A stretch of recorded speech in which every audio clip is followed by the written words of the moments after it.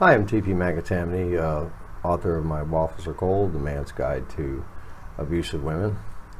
And just want to thank you all for viewing the last video I did, which had to do with getting rid of some of the emotional and physical bonds of the abuser.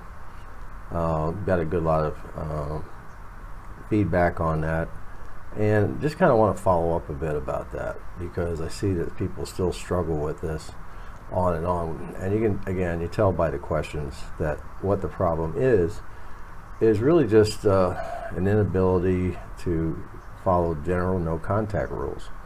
And for instance, people will say, well, I got a text from the guy today, or a text from the girl today, and they said this and they said that. And again, no contact is not a game to play. When you go no contact, it means no contact.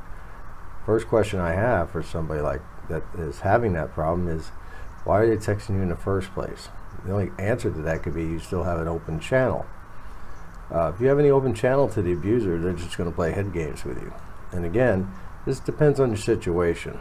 I mean, if you have joint custody of children and things of that nature, then that's a little bit of a different story. One suggestion for that, which has proved helpful to other people, and it's very easy to get, is to, depends on your financial situation, is to get a second line and use that for that type of communication, so that you can control what's coming into it. You can read the text, but not necessarily respond to it. It's just for business only, that has to do with the children.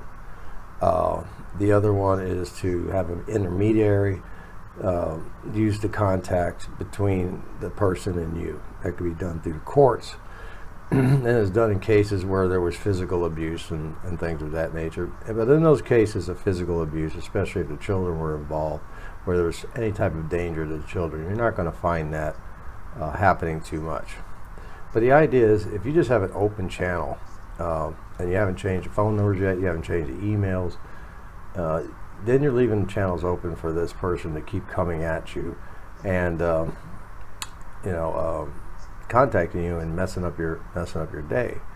And anytime they contact you, it's going to revive all that which you worked for in order to get away from the person emotionally and physically. And it's going to, again, information that enters your mind is going to affect your emotions. And remember, these people are experts at emotional manipulation. They know all the tricks. They've tried them on other people, and they're probably trying them on their new mark right now. As a matter of fact, in many cases, they're sitting on the couch with that new person to see what your response is going to be, just to mess with your head. So cut those lines of communication. Make up your mind. You have to make up your mind in the beginning that this relationship isn't going anywhere.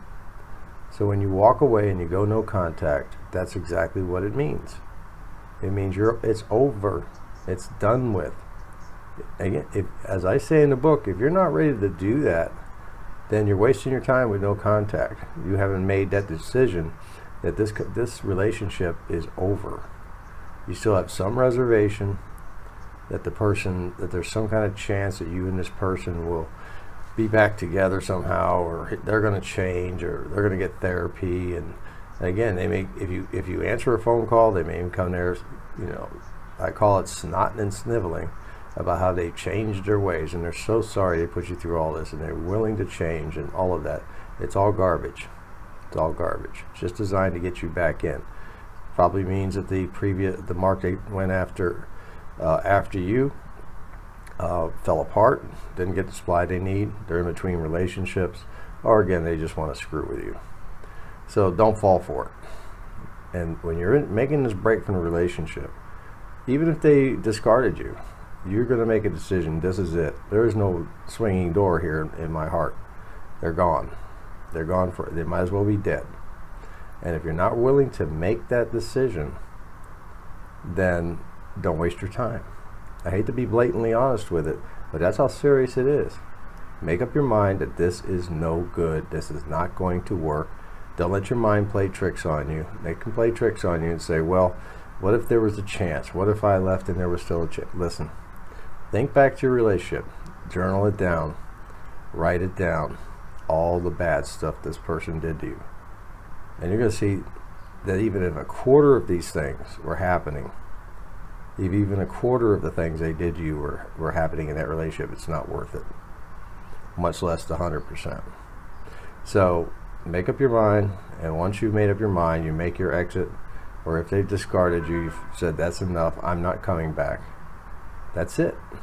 Be firm in your resolution.